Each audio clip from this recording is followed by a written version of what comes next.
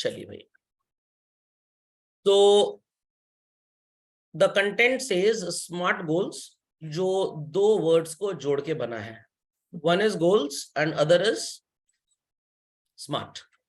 So if I ask everybody कि भाई ये गोल्स शब्द का मतलब क्या होता है, तो आंसर इज ऑब्जेक्टिव और aim that one needs to achieve. Goal का मतलब यही होता है. और अगर स्मार्ट की बात करें तो स्मार्ट का मतलब ये नहीं कि इसको डेली नहाना है एंड ऑल दैट. स्मार्ट एक एक्रोनिम है जिसमें एस का मतलब है specific, the term M stands for measurable, A stands for attainable, R stands for आसमान से तारे नहीं तोड़ सकते, बाकी सब कुछ कर सकते हैं, रियलिस्टिक, एंड T का मतलब होता है it should be achieved within a given time.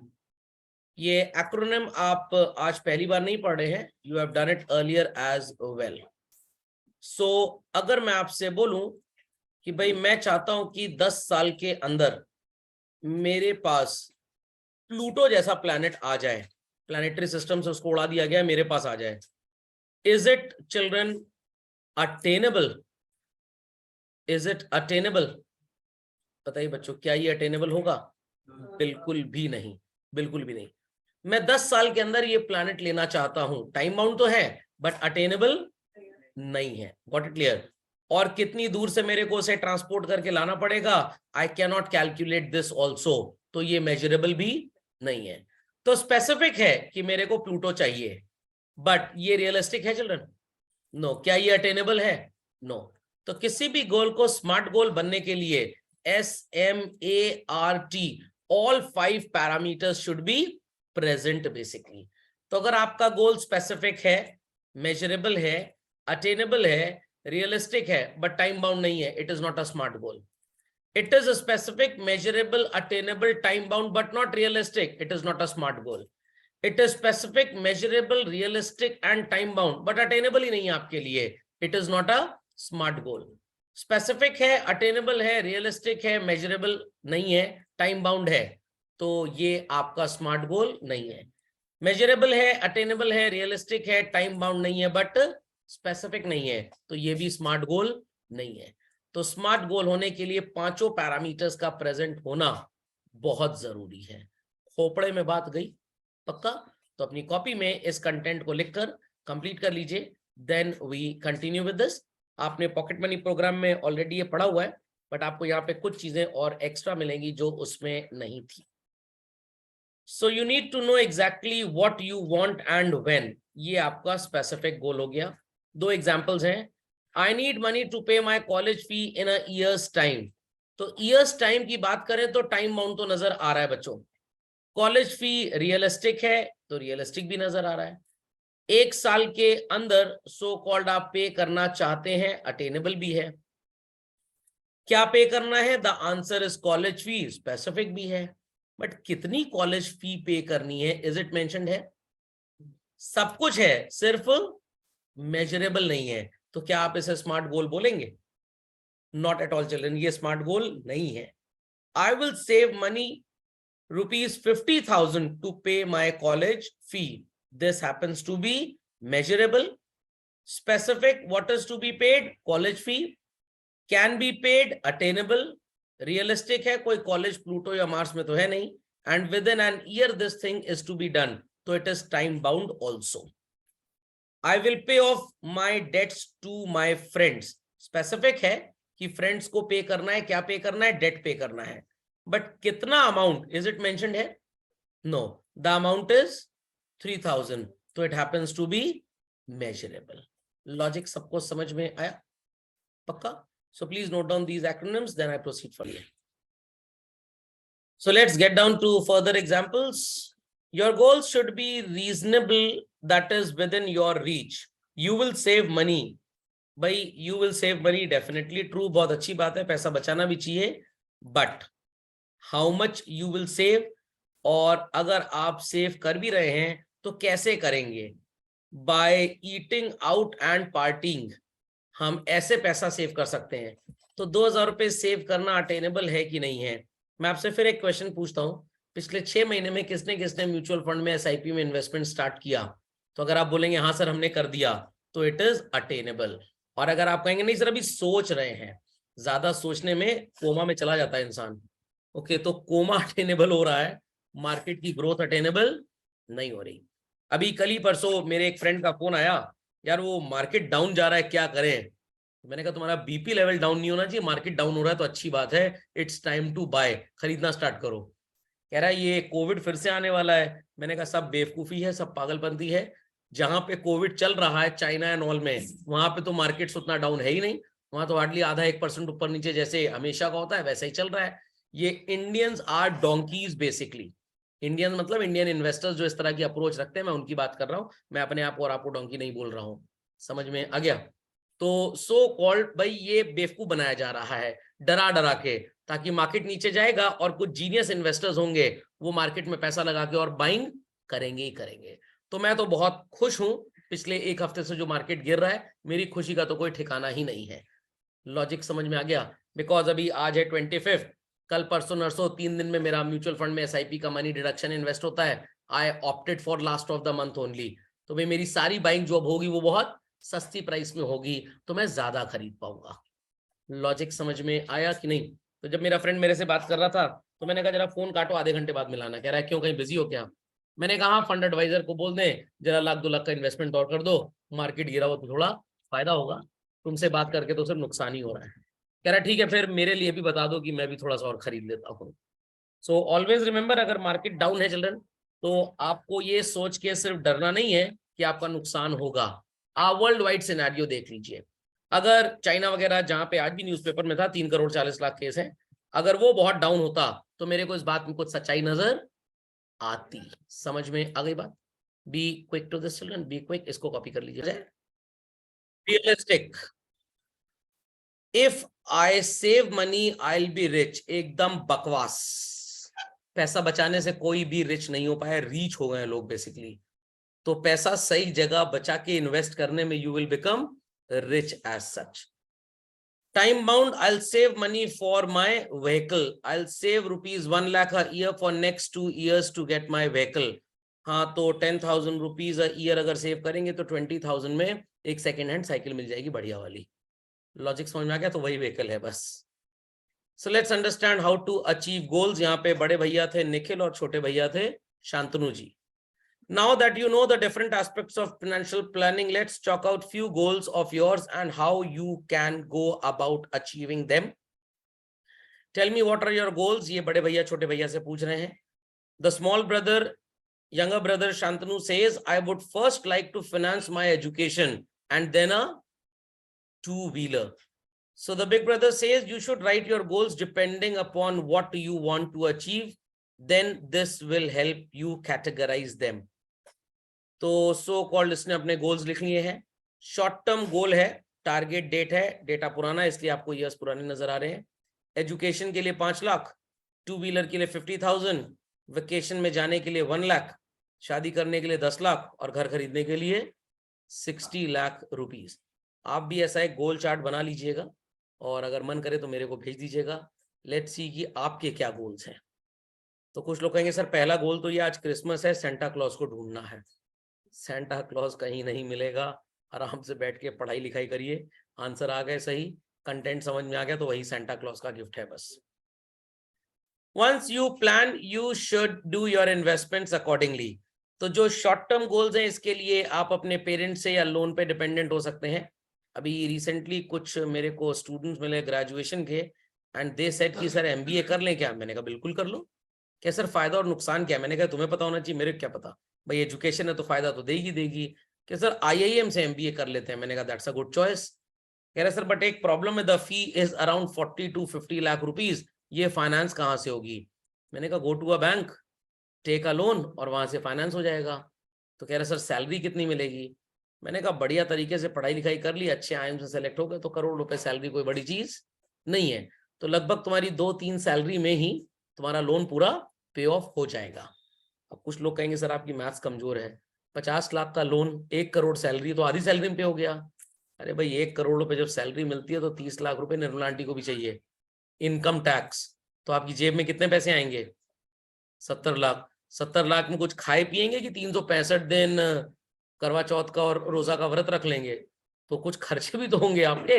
मान लीजिए 70 लाख में आपको मन किया भाई घर वर भी खरीदना है, एक महंगी गाड़ी भी खरीदनी है, आपने लगभग 40 लाख तो खर्च ही कर दिया साल भर में, तो बचा कितना? 30 लाख।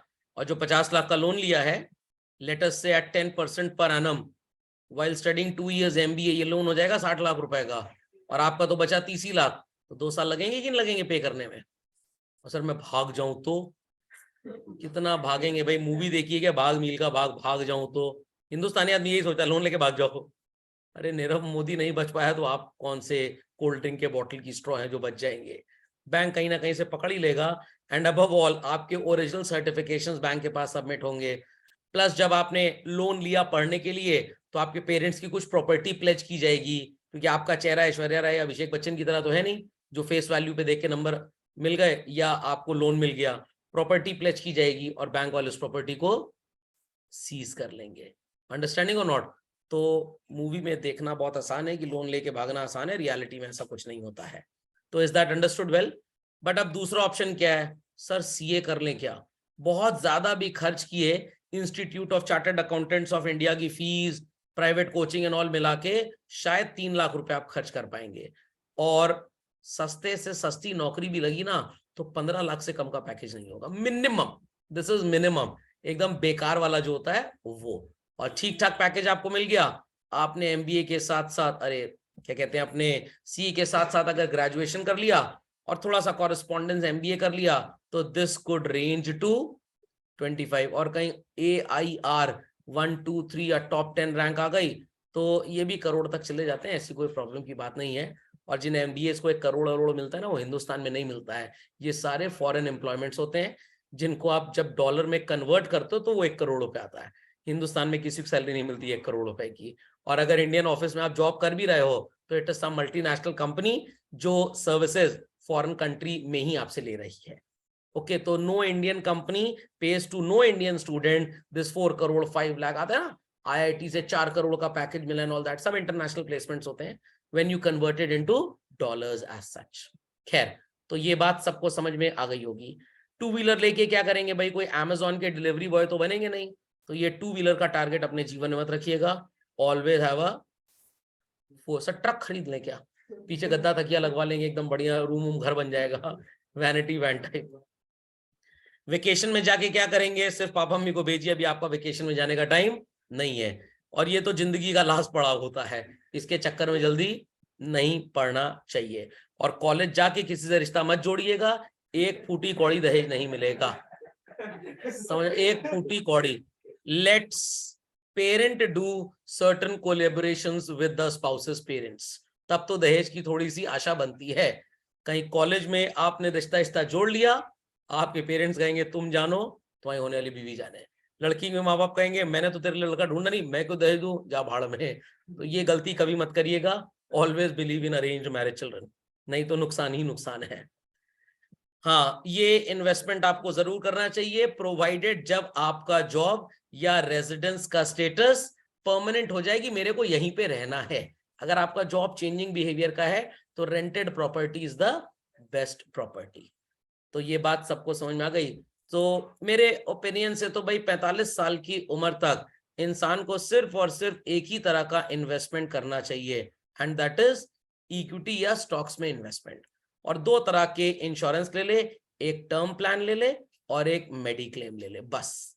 इन 3 के अलावा चौथी चीज तो जिंदगी में कभी सोचिएगा ही मत, क्योंकि कोई भी चीज अच्छा फेयर आउट रिटर्न आपको देगी ही नहीं। बात करेंगे रिस्क वर्सेस रिटर्न्स की। So if your age is, let us say 17 years, I am about to be 43, तो मेरा और आपका इन्वेस्टमेंट प्रोफाइल डिफरेंट होगा। और मान लेते हैं कि आपके पापा की एज है 50 years और दादाजी is at 78 years children. So आपके लिए बेस्ट है to take highest amount of risk और ये highest amount of risky investment could be done in equity. भाई 50,000, 10,000, 20,000 लगा दिया, चला भी गया, कोई फर्क नहीं पड़ेगा। मैं ये थोड़ा बोल रहा हूँ कि चला गया तो कंपनी बंद हो गई। अरे कोई कंपनी बंद होगी, अपने आप को बेचे, कोई दूसरा उसे खरीद लेगा। ये थोड़ा बोल रहा हूँ कि घनश्याम दास लिमिटेड का शेयर खरीद के बैठ जाओ, नेवर नेवर नेवर। थोड़े ठीक ठाक इन्वेस्टमेंट्स, गॉट इट क्लियर। और 17 साल आपकी उम्र है अभी, तो आपके पास बहुत जीवन पड़ा हुआ है। इन दैट केस इन्वेस्टमेंट की वैल्यू अगर डाउन भी होती है तो आने वाले टाइम में वो अपग्रेड हो जाएगी। 43 में थोड़ा सा मैं रिस्क कम लूंगा। आई से कि भाई मैं अपना 70% पैसा इक्विटी में लगा देता हूं और 30% इन date. When I say date, I mean to say bank का fix deposit, I mean to say public provident fund and all that. आपके पापा की एज 50 ईयर्स है और उनके सामने आपकी एजुकेशन का आने वाले 2-3 साल में एक भारी भरकम खर्चा है। अगले 8-10 साल में आपकी शादी ब्याह का खर्चा है एंड ऑल दैट चिल्ड्रन। तो पापा वुड गो फॉर से 40% इक्विटी and 60% debt. दादाजी won't take any risk, but again आपके दादाजी मान लीजिए थोड़े चुलबुल पांडे टाइप हैं, थोड़े राकेश झुनझुनवाला जी जो आज हमारे बीच में नहीं है, खैर हमारे बीच में वो कभी भी नहीं थे, ओके, हमारे देश में मतलब नहीं है, डेथ हो गई उनकी हार्ट अटैक से, तो वो थोड़े उनसे इंस्पायर्ड है। तो दादाजी बोलेंगे मैं भी 20% पैसा अपना इक्विटी में रखूंगा और 80% डेट में। और मान लीजिए किसी के दादाजी कह रहे हैं नहीं इक्विटी फिक्विटी ही सबसे अच्छा है, डेट तो एकदम बकवास है, I will keep 100% money in equity. But मैंने अपने जीवन में ऐसे दादाजी नहीं देखे हैं, इतने चुलबुल पांडे टाइप दादाजी कोई होते नहीं है। उम्र के साथ साथ एक डर इंसान को सताने ही लगता है कि हो सकता है कल को मार्केट डाउन जाए, नुकसान हो सकता है, तो थोड़ा सा पैसा डेट में रखो। तो एक सिंपल सा रेशियो है कि 100 में से माइनस कर दीजिए अपनी एज, 100 में से माइनस कर दीजिए अपनी एज। तो योर्स इज 100 माइनस 17, क्या आएगा children? 83। And mine is 100 minus 43, क्या आएगा? एंड पापा के लिए इट इज 100 माइनस 50, क्या आएगा? और दादाजी के लिए इट इज 100 माइनस 78, क्या आएगा? 22 आएगा, 8 नहीं आएगा, 22 चिल्ड्रन। तो इतना पैसा of your investments should be kept in equity, बस इससे ऊपर मत रखिए, और बाकी पैसा डेट में लगाइए। ये एक सिंपल सा मार्केट का मैक्सिम चलता है, but again person to person it keeps on changing. So 3 तरह का इन्वेस्टमेंट स्टाइल होता है। 1 is conservative, Makkhi Singh Pandey, 3rd is aggressive, Chulbul Pandey, और 2nd इज इन दोनों के पिताजी। तो कंजर्वेटिव मतलब you are willing to take minimal risk, aggressive is you are willing to take highest risk. Logic समझ में आया? कुछ लोगों को आपने देखा होगा मोटरसाइकिल चलाते हुए, ऐसा लगता है कि उनके पापा मम्मी नाग और नागिन थे, वो ऐसे से नचा नचा के चलाते हैं गाड़ी। नाग और नागिन की जो पैदावार होती है वो ऐसी चलाती है, उनको कोई जीवन का मोह नहीं है, वो मर भी जाए तो बहुत अच्छा लगता है उनको। बट आप जरा पड़ोस में रहने वाले शर्मा अंकल के दादाजी को बोलिए, दादाजी ऐसे चला पाएंगे मोटरसाइकिल? दादाजी कहेंगे मैं कार भी बैठता हूँ, ड्राइवर से बोलता हूँ तुम चलाओ, I can't take risk of my life. Logic समझ में आया कि नहीं? तो so called don't become a snake and drive the motorcycle like that, but यहाँ पे आप स्नेक बन सकते हैं, आप रिस्क ले सकते हैं। And moderate, willing to take some risk, बहुत ज्यादा नहीं। तो जो लोग सुपर अग्रेसिव होते हैं वो सीधे स्टॉक मार्केट में सट्टा ही खेलते हैं, बस शेयर खरीद के रख लो, जब बढ़ेगा देखा जाएगा बेचेंगे। ये कोई इन्वेस्टमेंट नहीं होता, दिस इज गैम्बलिंग बेसिकली। और यहाँ पे आप कभी पैसा कमाएंगे नहीं, आप हमेशा अपना पैसा डुबा के ही जाएंगे, क्योंकि आपको क्या लगा भाई 10,000 का 20 हो गया, 20 का 40 हो गया, अब चलो 40 के स्टॉक खरीद लेते हैं, हो सकता है 4 लाख हो जाए, और पता लगा कुछ दिन बाद कंपनी चली गई। मैंने अपने दोस्त को बहुत समझाया था कि अडानी पावर के चक्कर में मत पड़ो मत पड़ो मत पड़ो। उसने बोला अप्रैल 22 से लेकर टिल सितंबर 22 तक इनका लगभग शेयर था शायद 282 के आसपास, और ये चला गया 372 तक, 400 रुपए तक भी गया। तो उस बेवकूफ ने परचेजिंग तो की 408 रुपए या 412 रुपए, who told me, not remembering exactly, 402 रुपए शायद था, ऐसे कुछ था। अब वो वापस गिर के 320 आ गया। कह रहा कोई बात नहीं, हमने कौन बेचने के लिए खरीदा था। मैंने कहा इंसान बाइंग सेलिंग से स्टार्ट करता है, ब्रोकिंग टाइप एक्टिविटी, और इन्वेस्टर बन जाता है, फिर ये बोलता है हमें कौन कल को बेचना है। अरे बेचने लायक ही नहीं हो तो कहां से बेचोगे? लॉजिक समझ में आया? कह रहा कल को तो बढ़ेगा, मान लीजिए over the period of 2 years आपका ये 402 का शेयर जो आज 320 का हो गया, ये बढ़ के 420 पे चला भी जाता है, तो 402 की चीज 420 गई, कितना कमाया? 18 रुपए। 2 साल में, 1 साल में कितना कमाया? 9 रुपए। 400 रुपए लगाकर अगर आप 9 रुपए कमा रहे हैं तो आपका रिटर्न 2% के आसपास है। कितना? इससे ज्यादा तो सेविंग अकाउंट में इंटरेस्ट मिल जाता है, स्टॉक्स में आने की जरूरत ही क्या थी? तो this is not investing, this is only speculative gambling basically, ये इन्वेस्टिंग नहीं होता है। तो इसके लिए काफी पढ़ाई लिखाई करनी पड़ती है, बहुत पढ़ाई लिखाई करनी पड़ती है और बहुत इंसाइट्स होने चाहिए आपके पास।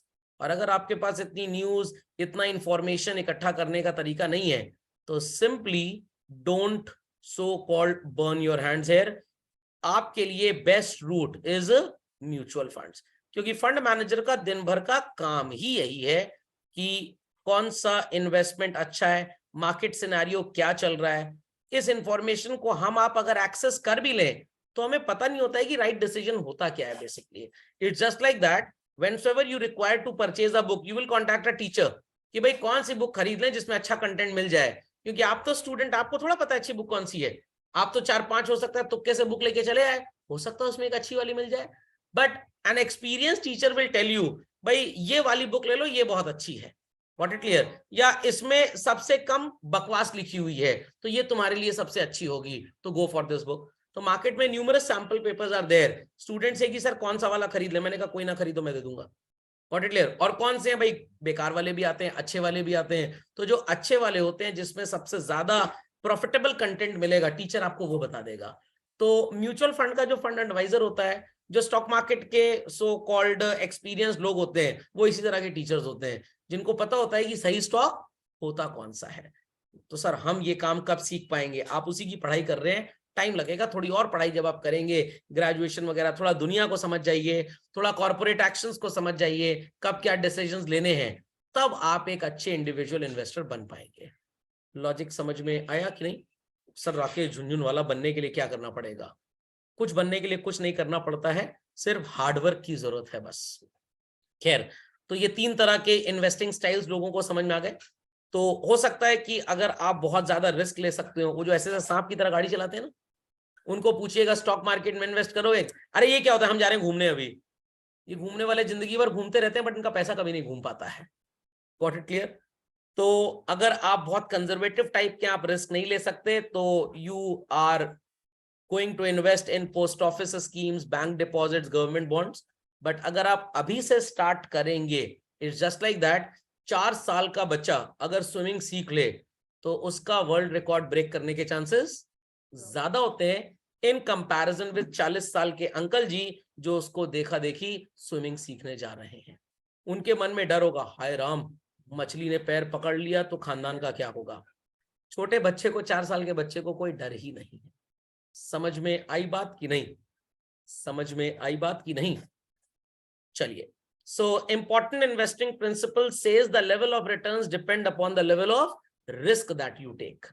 अगर आप कंजर्वेटिव इन्वेस्टर हैं तो रिटर्न ज्यादा नहीं मिलेगा, अग्रेसिव इन्वेस्टर हैं तो आपको रिटर्न ज्यादा मिलेगा। Fundamental is clear? Fundamental is clear? Many a times colleagues ask me, अरे मार्केट अगर एकदम डाउन चला गया, एकदम जीरो हो गया तो क्या होगा? मैंने कहा ऐसा नहीं हो सकता प्रैक्टिकली, भाई जीरो नहीं हो सकता कभी भी। हर चीज जीरो हो जाएगी, सब कुछ खत्म हो जाएगा, तुम भी तो मर जाओगे, तो फिर तुम्हें पैसे की जरूरत ही क्या पड़ेगी? तुम्हें पैसे की जरूरत ही क्या पड़ेगी जब सब कुछ खत्म हो जाएगा? तो पुनर्जन्म की बातें करेंगे हम लोग। लॉजिक समझ में आया कि नहीं आया? अंडरस्टैंडिंग? तो ऐसा कुछ नहीं है, सब कुछ विल नेवर एंड अप। हाँ, आपको बहुत ज्यादा रिस्क नहीं लेना चाहिए कि पता लगा आपकी नपी तुली थोड़ी सी इनकम है, कोई 50,000 60,000 रुपए महीना कमा रहा है, फैमिली एक्सपेंसेस के बाद कोई बहुत सेविंग्स भी नहीं है और वो भी बेचारा पूरा का पूरा पैसा अपना स्टॉक्स में लगा रहा है, तो ये बेवकूफी भरा इन्वेस्टमेंट होगा। Fundamental logic is clearly understood? पक्का? चलिए, मैंने आपको दिखाया था ना वो बैलेंस शीट वाला एक स्ट्रक्चर पिछली क्लासेस में, अगर याद हो, कि अब मेरे को टैक्स में छूट लेने के लिए कुछ एडिशनल इन्वेस्ट करने की जरूरत नहीं है, जो मेरे रिटर्न्स हैं वही मेरे को टैक्स का एग्जेम्पशन दिलवाते हैं। तो जितना यंगर एज में आपने इन्वेस्टमेंट स्टार्ट किया उतना आपको आने वाले टाइम में एडवांटेज मिलेगा। वो कहते हैं ना, early to bed, early to क्या बोलते हैं, हाँ, early to bed early to rise, तो ये गलत है। Super late to bed and super early to rise makes Jack an intelligent boy. जल्दी सो जाओ जल्दी उठ जाओ, नहीं नहीं नहीं, उल्टा करिए, देर से सोइए और जल्दी उठना सीखिए। So while you stay invested, it is crucial you to take measures to manage your risk. ये नहीं कि इन्वेस्ट करके भूल गए। याद करिए वो वाली मूवी का सीन जिसमें वो भार्गव बग्स जो था वो कड़छी से चम्मच से हिलाता रहता, स्टर करता रहता है। तो अपने इन्वेस्टमेंट को रुकने मत दीजिए, कीप स्टरिंग इट, नहीं तो वो नीचे लग जाएगा, जल जाएगा बेसिकली। तो जब आपको लग रहा है कि ये इन्वेस्टमेंट अच्छा रिटर्न दे रहा है, इसमें और पैसा लगा सकते हैं तो और लगा दीजिए। जब आपको लग रहा है कि बहुत एक्सपीरियंस कर लिया, बहुत हमने इसके बारे में स्टडी कर ली, बट ये इन्वेस्टमेंट अच्छा इन्वेस्टमेंट नहीं है, तो you should better exit from that scheme. खोपड़े में बात गई कि नहीं गई? Once you invest in any asset class, you should monitor your investment and keep yourself updated about the market happenings to avoid any pitfalls. Always check the potential risk when quoted returns are usually high. 18% assured returns. ऐसा कोई भी अगर बोल रहा है तो समझ लीजिए कहीं ना कहीं विजय माल्या जी या नीरव मोदी के खानदान का है। एकदम झूठ, एकदम झूठ।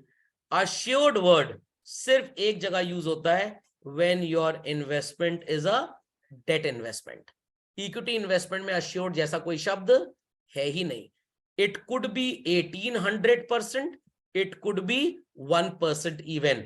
There can't be anything assured. कहीं पे भी assured बोला जाए थोड़ा सा सतर्क रहिएगा। पावर ऑफ कंपाउंडिंग क्या होती है सर? 5,000 रुपए हर महीने इन्वेस्ट करिए, 25%, sorry 10% is the rate of return, और 25 साल की उम्र से स्टार्ट करिए। 60 इयर्स में you will have how much children? 1 crore rupees. और अगर 40 साल की उम्र में आपने इतना ही पैसा इन्वेस्ट करना स्टार्ट किया सेम रिटर्न पे चिल्ड्रन, तब आपके पास कितना पैसा आएगा? 3 lakhs। सर इतना कम क्यों होगा? So it is not the percentage that matters the most, it is the time period children that matters the most. तो जितनी जल्दी आप इन्वेस्ट करेंगे आपका मनी उतना ज्यादा ग्रो करेगा। जितना लेट हो गए वो टाइम आपने छोड़ दिया। तो अभी भी जो पिछले 5-6 महीने में सो रहे हैं, समझ लीजिए उन्होंने अपना कितना नुकसान कर लिया, ये चेक कर लेते हैं। चलिए ध्यान से। सो सितंबर, अगस्त, जुलाई चिल्ड्रन, लेट अस टेक 25 जुलाई। 25 जुलाई को वैल्यू कितनी थी चिल्ड्रन? 55,766। कहीं पे लिख दीजिए इसको, 55,766 वाज द वैल्यू। ठीक है, और आज वैल्यू कितनी है? 59,845। Let me know the difference. कितना डिफरेंस आएगा? चलिए ऊपर लिख देते हैं तो मैथ्स आसान हो जाएगी। 59,845 कितना डिफरेंस आएगा? कैलकुलेट करके बताइए। 59,845 माइनस 55,766, इट्स 4079। आपने अगर एक ऐसा म्यूचुअल फंड लिया होता जो सेंसेक्स की 30 कंपनीज में पैसा लगाता है, जिसको बोलते हैं इंडेक्स फंड। ओके, ये सेंसेक्स की जो 30 कंपनीज हैं इनके शेयर्स में इक्विटेबली पैसा लगाता है, तो आपको कितना फायदा नुकसान हुआ होता? Let's see children, let's see. ध्यान से बातों को गौर फरमाइएगा। Let's see, 4079 upon 55,766 into 100. What the mathematical game says? Divided by 55,766 into 100. The value is 7.31%। और ये वैल्यू कितने टाइम में हुई है? 25 जुलाई से 25 दिसंबर, अगस्त, सितंबर, अक्टूबर, नवंबर, दिसंबर, 5 महीने में। Divided by 5 and multiply it by 12, तो एनुअल रिटर्न आएगा लगभग 17.55% का। तो अगर किसी इंसान ने 1 लाख रुपए लगाए होते तो ये लगभग 1,18,000 के आसपास हो गया होता। टैक्स 0 लगेगा अगर आप इसको 1 साल के बाद बेचते हैं। क्यों 0 लगेगा सर? क्योंकि लॉन्ग टर्म कैपिटल गेन पे पहला 1 लाख रुपए की कमाई एग्जेम्प्टेड है, आपने तो 18,000 ही कमाया है। टैक्स भी कोई नहीं लगेगा। तो आप अपना कितना नुकसान कर चुके हैं चिल्ड्रन, क्योंकि आपने ना रिस्क लिया, ना आपको रिटर्न मिला, और आपकी गोल सेटिंग भी थोड़ी सी गड़बड़ थी।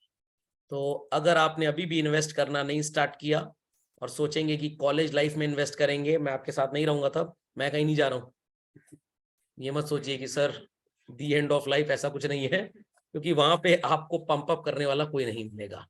तो अभी से एक हैबिट ऑफ इन्वेस्टिंग स्टार्ट कर दीजिए। चलिए, सो पावर ऑफ कंपाउंडिंग तो एवरीबडी नोज। यहाँ पे आपको एक छोटा सा एग्जांपल मिल रहा है 10% का। 1 साल बाद आपका 100 रुपए 110 हो जाएगा, और 5 साल बाद दिस वुड बिकम 165। और अगर 9% पे है तो वैल्यूज वुड बी डिफरेंट, 12% पे है तो value would be more and all that. खैर, पावर ऑफ कंपाउंडिंग आपको पता है, और पावर ऑफ कंपाउंडिंग यहीं से समझ सकते हैं। एक छोटा सा डायग्रामेटिक रिप्रेजेंटेशन लेते हैं चिल्ड्रन। पॉइंट ए से आपको जाना है लेंथ बी तक। अगर आप स्ट्रेट ट्रैवल कर रहे हैं चिल्ड्रन, तो हो सकता है कि आप यहां तक पहुंच जाएं, करेक्ट। बट अगर आपने थोड़ा सा डिस्टेंस यहां से स्टार्ट किया चिल्ड्रन, चलते चलते यहां हो गया, और अब अगर ये स्ट्रेट जाएगा तो कहां तक पहुंच जाएगा, आपको नजर आ रहा है? स्टार्टिंग का डिविएशन कितना कम था और बाद में डिविएशन कितना ज्यादा हो गया।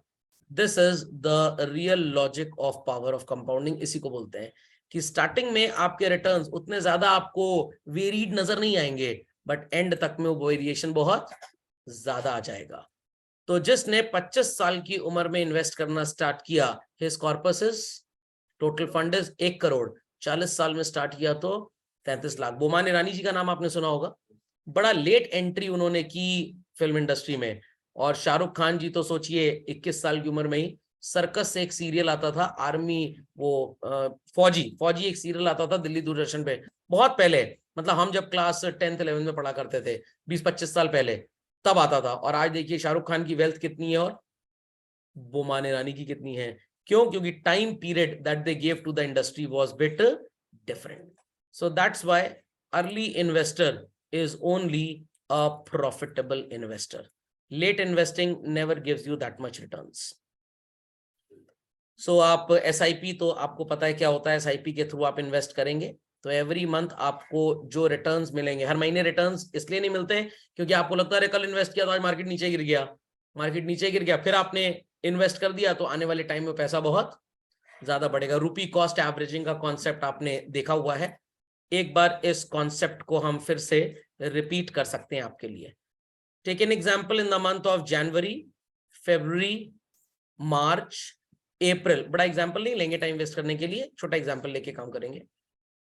आपने हर महीने बच्चों 5-5 हजार रुपए इन्वेस्ट किया, और जनवरी में मार्केट की जो वैल्यू थी, जिसे आप NAV बोलते हैं, फुल फॉर्म पता होगा बच्चों को, नेट असेट वैल्यू। कैसे कैलकुलेट होता है, हैव बीन टॉट अर्लियर। यहाँ पे NAV 10 रुपए थी, 8 रुपए हो गई, 7 रुपए हो गई, अचानक से 11 रुपए हो गई। तो 5,000 रुपए जब आपने इन्वेस्ट किया और नेट एसेट वैल्यू चिल्ड्रन 10 रुपए थी, तो आपको कितनी यूनिट्स मिली? 500। 5,000 को जरा 8 से डिवाइड कर दीजिए and let me know the answer. 625। 7 से डिवाइड कर देंगे तो लगभग 714 यूनिट्स आएंगी, और अगर 11 से डिवाइड कर देंगे तो लगभग 454। और आपने प्लान किया कि इन द मंथ ऑफ मे, जब NAV 11 रुपए 80 पैसे है, मैं अपनी सारी यूनिट्स बेच के निकल लूंगा। तो it is 500 plus 625 plus 714 plus 454। आपके पास टोटल यूनिट्स जो हैं इट इज 2293, और 2293 यूनिट्स जब 11 रुपए 80 पैसे के भाव से बिकेंगी तो आपके पास लगभग पैसा जो आएगा दैट वुड बी 27,000। और आपने इन्वेस्ट कितना किया था? How much? 20,000। तो 7,057 रुपए का प्रॉफिट हुआ ऑन एन इन्वेस्टमेंट ऑफ 20,000। मैं थोड़ा एब्सोल्यूट रिटर्न निकाल रहा हूं यहाँ पे, डिवाइडेड बाय 20,000 इंटू 100, 35% का रिटर्न मिला 5 महीने के अंदर। 5 से डिवाइड करके 12 से मल्टीप्लाई करेंगे, your returns would be what children? 84%। सुनाई पड़ रही है बात चिल्ड्रन? बात सुनाई पड़ रही है? बात सुनाई पड़ रही है चिल्ड्रन? सो ये हर महीने इन्वेस्ट करने का था, बट किसी ने अगर अपना पूरा का पूरा इन्वेस्टमेंट अप्रैल में ही किया होता बच्चों, क्या उसे उतना एडवांटेज मिलता? नो, क्योंकि वो 11 में खरीद के 11.80 में बेचता। सो बार बार मैं एक ही चीज हर इंसान को समझाता हूं, डायरेक्ट स्टॉक्स में इन्वेस्ट तभी करिए जब दिन में 15 घंटे एनालिसिस करने का टाइम है। विजय माल्या की तरह कमाएंगे पैसा। 18 से 20,000 करोड़ रुपए का नेटवर्थ इकट्ठा करना कोई बड़ी बात नहीं है, but if you do not have that much time, that much effort you can't put in, that much efficiency, that much knowledge is not with you, you should go only and only into the market with a blanket called as mutual funds. सर्दी से भी बचाएगा, polythene वाला है तो बरसात से भी बचा लेगा आपको। ये बात हमेशा याद रखनी है। और अगर सिर्फ और सिर्फ मेरे को सुन रहे हैं और इन्वेस्ट नहीं कर रहे हैं तो भी अपना नुकसान कर रहे हैं। सर वैसा कैसा नुकसान? सोच सोच के जलेंगे, जेलस ऑफ अदर्स। समझ में आ गया? बॉडी में नेगेटिव एसिड्स सिक्रीट होंगे, बीमारी बढ़ जाएगी। बढ़ के पैसा तो मिला नहीं, जो कमाया था वो खर्चा जरूर हो गया। Start investing children, start investing. कल को आपके ग्रैंड चिल्ड्रन आपको बोलेंगे हमारे दादा दादी बड़े जीनियस थे, नाना नानी बड़े जीनियस थे, बट उनको नहीं पता कि उनकी जीनियोसिटी के पीछे उनका सब्जेक्ट था फाइनेंस। खैर, so Shantanu says I know all about time value of money. I remember our professor telling us about this. आप भी एक दिन ऐसा ही बोलेंगे जब आपका कोई फ्रेंड बोलेगा भाई मेरे पास तो 35 साल की उम्र में 40 लाख 50 लाख रुपए इकट्ठे हो गए। आप कहेंगे अरे कैसे, हम तो 2 लाख भी नहीं इकट्ठा कर पाए। अरे उस सर ने बताया था ना, बस एक दिन बात लग गई, सेंटा क्लॉज को ढूंढने की छोड़ के हम अच्छे इन्वेस्टमेंट्स ढूंढने चले गए। So he gave us an assignment to understand this. He asked us to find out the value of things in our house which we use the most and to list down the price or value today and their value 5 years back. सुनाई पड़ी बात? सुनाई पड़ी बात children? पक्का? तो value 5 years back की बात कर लेते हैं। आप मेरे को अपनी डेट ऑफ बर्थ बताइए children, the year in which you were born. 2005। चलिए, तो मैं बीएससी सेंसेक्स को 2005 में चेक करता हूं कितनी वैल्यू थी children. This is the answer children. 7,000 point था चिल्ड्रन, ये 7,000 पॉइंट। और आज कितना है? 59,000। तो कितना इंक्रीज हुआ? 52,000 अपॉन 7,000 इंटू 100। लेट्स सी कितने परसेंट का ग्रोथ है? 743%। अगर आपके दादाजी ने 1 लाख रुपीस आपके पापा को गिफ्ट किया जब आप पैदा हुए, समझ में आ गया? तो ये पैसा आज कितना होता? 1 10 100 10,000 lakh 10 lakh crore. It would have been 7.4 crore rupees. Sir इसमें सच्चाई कितनी है मैं बताता हूं। ये सच्चाई है और ये भी सच्चाई है। और सर गलती कहां पे हुई? यहां पे हो गई। 1 लाख रुपए 743% के हिसाब से 7.4 करोड़ तो हो गया चल रहे हैं, बट उस समय हो सकता है आपके पापा ने इन्वेस्टमेंट ना किया हो, डर के मारे। हर इंसान डरता है और डर ऑब्वियस था। मैं भी आज थोड़ा अपना पूरा पैसा स्टॉक मार्केट में लगा दूंगा, भाई कुछ ना कुछ तो डेट में मैं रखूंगा। बट आप महीने का 2,000 रुपए तो इन्वेस्ट कर सकते हैं। जो 1.5 लाख रुपए का मोबाइल खरीद सकते हैं, एप्पल आईफोन, वो मार्केट में अगर इन्वेस्ट नहीं कर रहे तो उनसे बड़ा जाहिल और गवार कोई नहीं है। आई रिपीट, उनसे बड़ा जाहिल और गवार कोई नहीं है। ये भी तो एक रिस्क है। मोबाइल चोरी हो गया तो सिर्फ आप जीपीएस नेविगेशन सिस्टम से इसको ब्लॉक करेंगे, हिंदुस्तान में चोरी हुआ, मैं चैलेंज करता हूं, मिलेगा नहीं आपको। लाख आपकी पुलिस में अच्छी जान पहचान हो, पुलिस वाले अंकल यही बोलेंगे बेटा 14 चोरी हुआ है, 15 ले जाओ यहां से। मैं तुम्हारा वाला तो नहीं दिलवा पाऊंगा। क्योंकि बहुत बड़ी मार्केट है चोरी की हिंदुस्तान में। अंडरस्टैंडिंग? तो जब आप ये रिस्क ले सकते हैं तो आप ये रिस्क क्यों नहीं ले सकते? मोमोज के साथ वो तेजाब वाली चटनी खा सकते हैं हाइड्रोक्लोरिक एसिड की, आत्महत्या का रिस्क ले सकते हैं, तो ये रिस्क क्यों नहीं ले सकते हैं? अंडरस्टैंडिंग और नॉट? लॉजिक समझ में आया? तो कृपया करके रिस्क लीजिए सही जगह पे। अंडरस्टैंडिंग? और अभी मैं एक ब्लॉग कहीं पढ़ा था विच सेड 2024 दिसंबर, बहुत उम्मीद है कि सेंसेक्स 2 लाख पॉइंट पे चला जाएगा। 2 लाख पॉइंट पे चल रहे हैं, बट लोग सोचते ही रहते हैं, सोचते ही रहते हैं, सोचते ही रहते हैं और इन्वेस्ट करते नहीं है। और जब सोचते हैं अच्छा अब अगली बार करेंगे, अगली बार वो वाला समय फिर से आएगा ही नहीं।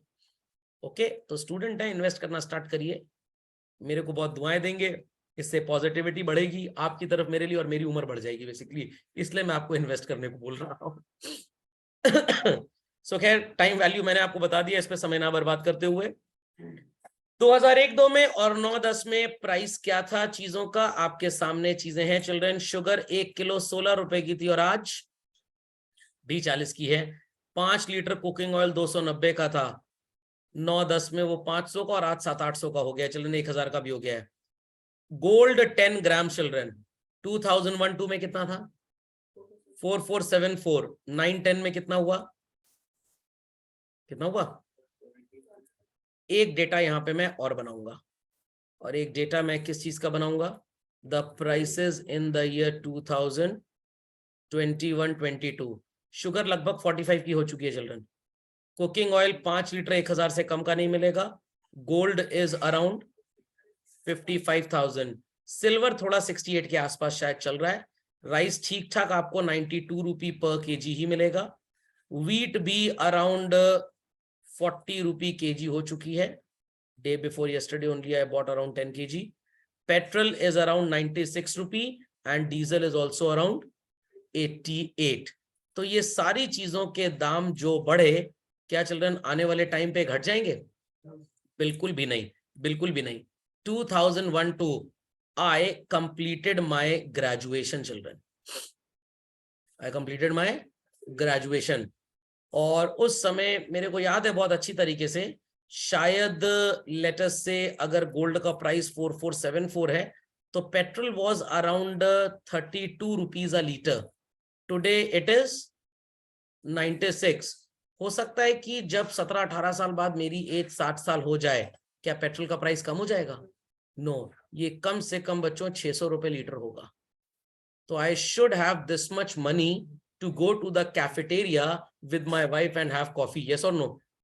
तो भाई इतना पैसा आएगा कहां से?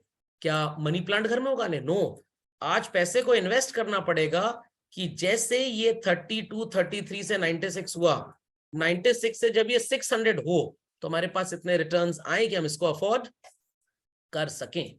तो आज अगर आपके दादाजी की अर्निंग 0 है because he is retired, but still he is able to maintain same standard of living, तो reason is what? Reason is best decisions to invest. हाँ, उनके जमाने में स्टॉक मार्केट का उतना स्कोप नहीं था जितना आज है। वो लोग गोल्ड वगैरह में इन्वेस्ट किया करते थे, तो गोल्ड का प्राइस भी बढ़ता है। स्टॉक्स में एडवांटेज इज दिस कि you get a variety to invest as such.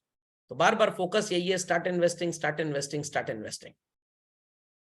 तो अगर आपने इन्वेस्टिंग स्टार्ट की 6% पे चिल्ड्रन, और आपको मतलब 10 लाख रुपए अगर आपने इन्वेस्ट किया और 6% का आपका रिटर्न है, तो आपको पैसे कितने मिलेंगे चिल्ड्रन? कितना एनुअली की हर दिन? हर दिन तो नहीं मिलेगा ना। जरा 10 लाख का 6% कैलकुलेट करके बताइए कितना होता है? 10 लाख का 6% is what children? 60,000 rupees.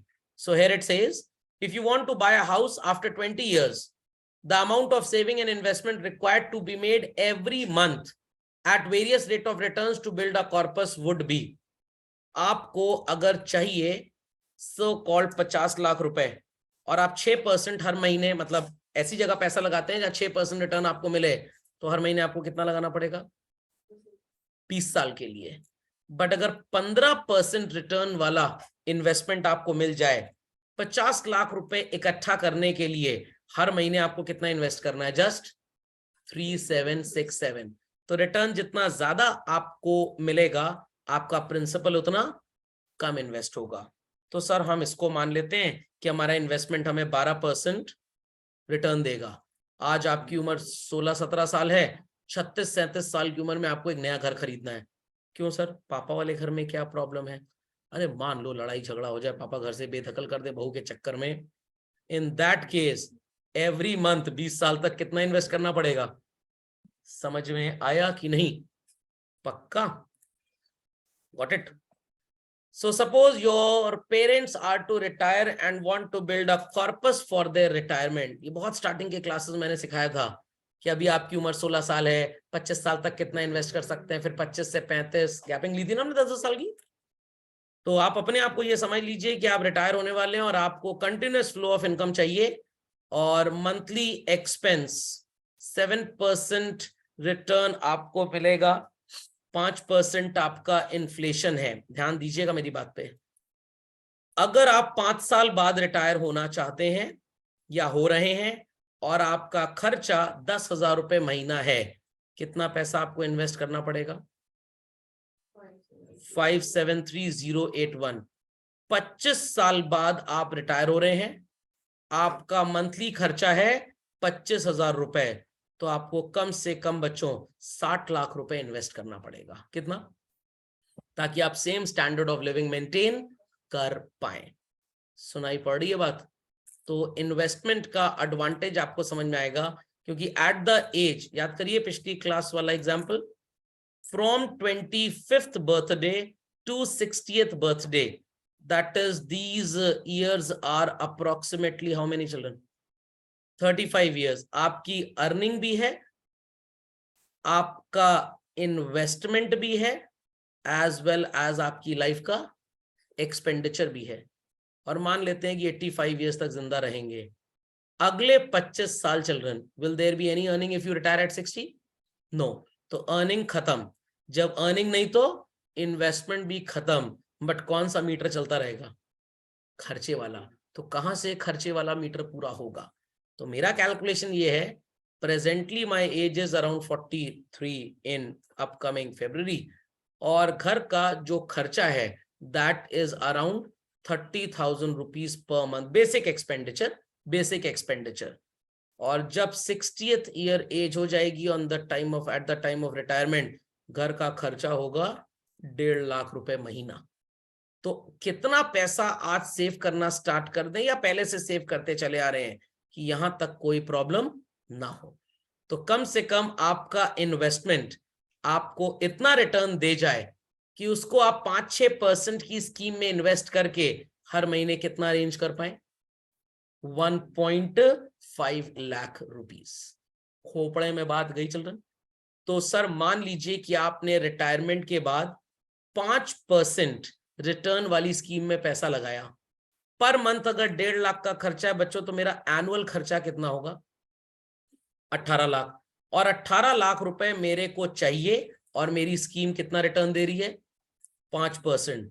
तो please divide 18 by 5 and multiply it by 100। क्या वैल्यू आएगी? 9 करोड़। कितना आएगा चलो? 18 lakh upon 5 into 100, 1 10 100 1000 10,000 lakh 10 lakh crore, sorry 3.6 crore rupees. तो मेरे को 3.5 करोड़ रुपए चाहिए 60th बर्थडे पे, कि अगर मेरे बच्चे मेरे को सो कॉल्ड बागबान वाली स्टोरी रिपीट करने पे मजबूर कर दें, इसलिए मैंने कोई प्रॉपर्टी उनके नाम अभी की नहीं है।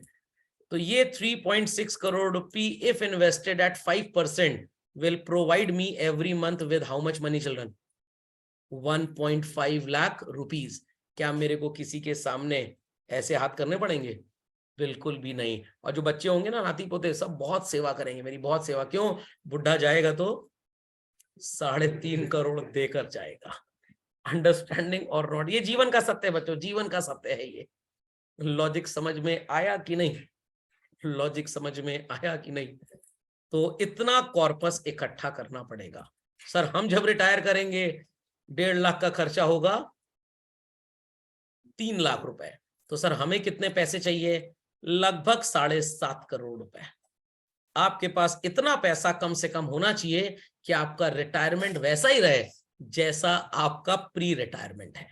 तो जिस इंसान ने ये प्लानिंग कर ली उसको कभी जीवन में दुख के दिन आयो रे भैया जैसा गाना गाना, प्लस सेवा भी करेंगे सारे लोग, सब लोग सेवा करेंगे, कोई खाना खाए ना खाए, आप जैसे बुढ़े खूसट को खाना पहले दिया जाएगा।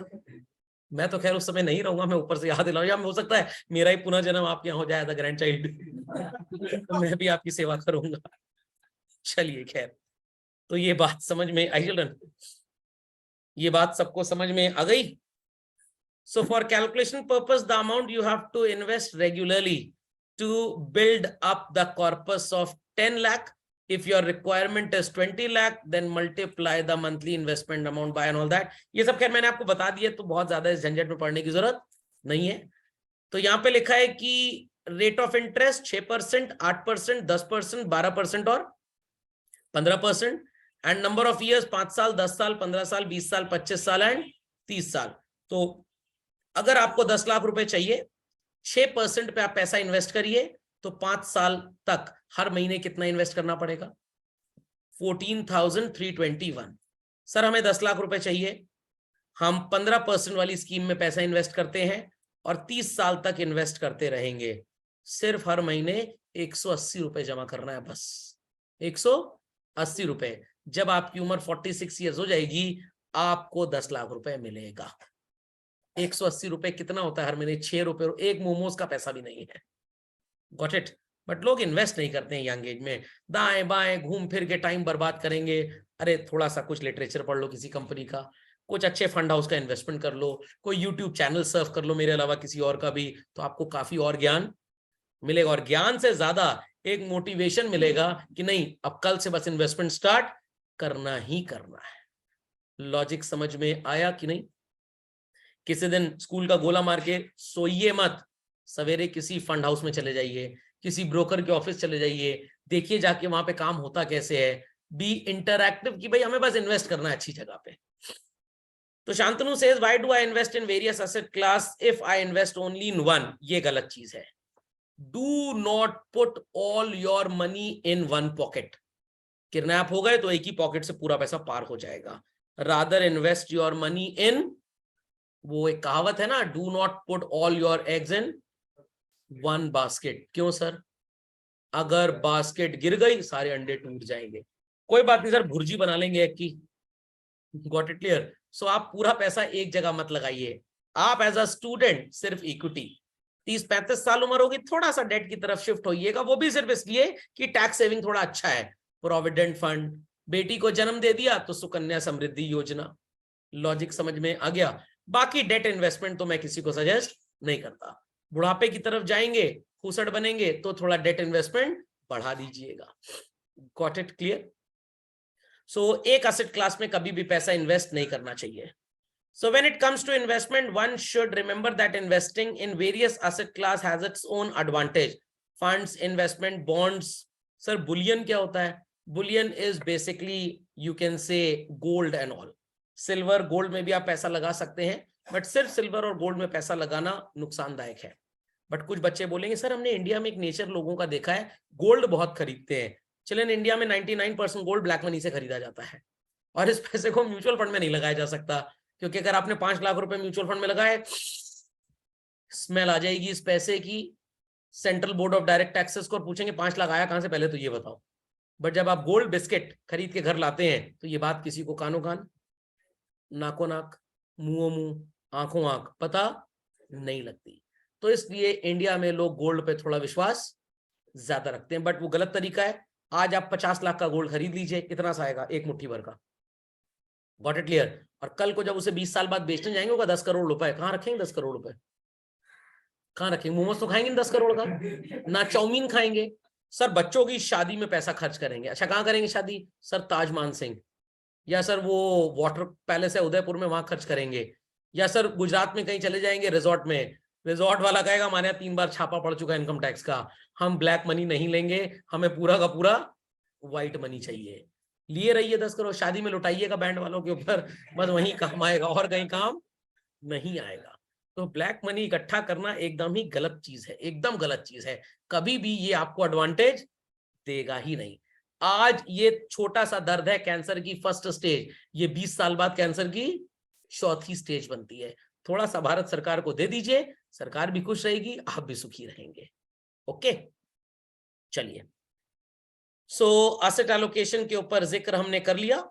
Saving versus investment and loan versus investment, इसका ज्ञान आपको अगली क्लास में दूंगा, बट सेविंग वर्सेस इन्वेस्टमेंट अभी बताता हूं, छोटा टॉपिक है। Saving means keeping your money in a saving account, जो आपको 2.5-3% का रिटर्न देगा। While investing on the other hand means to purchase various financial instruments, जैसे आप स्टॉक्स में पैसा लगा सकते हैं, और आजकल बैंक्स की स्कीम्स बहुत अच्छी होती हैं। लेट अस से कि आपके सेविंग अकाउंट में मान लीजिए 5 लाख रुपए रखा है, तो बैंक बोलेगा आप लिक्विड फंड में पैसा लगा दीजिए। ये एक ऐसा म्यूचुअल फंड होता है जो आपको महीने भर, 2 महीने भर, 3 महीने में पैसा दे जाएगा। आपको पैसे की जरूरत है, सेल इट, वापस से पैसा आ गया, फिर एक्सेस हो गया, फिर इन्वेस्ट कर दीजिए, फिर चाहिए फिर वापस ले लीजिए। तो बहुत लॉन्ग टर्म आपको वेट करने की जरूरत नहीं होती है। हाँ, एक नेगेटिव इसकी होती है, नेगेटिविटी होती है, इस पे आपको short term capital gain tax देना पड़ता है बच्चों। Whereas अगर आपने 12 महीने ज्यादा होल्ड कर लिया तब सेल किया, तो आपको जो long term capital gain tax होगा वो 1 लाख रुपए तक एग्जेम्प्ट होगा। तो शॉर्ट टर्म में आपका रिटर्न जल्दी से आपको मिलेगा, बट टैक्स इंप्लीकेशन है। लॉन्ग टर्म में रिटर्न थोड़ा देर से मिलेगा, बट टैक्स थोड़ा सा बच जाता है। बात समझ में आ गई? तो जो लोग फील करते हैं कि नहीं भाई 5-10 लाख रुपए सेविंग अकाउंट में होना चाहिए, तो वो सेविंग अकाउंट में इतना पैसा जरूर रखें, बैंक को इंस्ट्रक्शन दे दें कि आप हमारा पैसा लिक्विड फंड में इन्वेस्ट करो, और जब चाहिए होगा 3 दिन के अंदर पैसा वापस आ जाएगा। सुनाई पड़ गई बात? सो सेविंग और इन्वेस्टमेंट में डिफरेंस होता है children. When you set aside some money which you have not spent, it is called as what? Saving. And when this starts giving you returns, it becomes what? Investment. समझ में आ गया? So next lecture would be going to be very interesting. Loan लेना चाहिए या invest करना चाहिए? Okay. Any queries to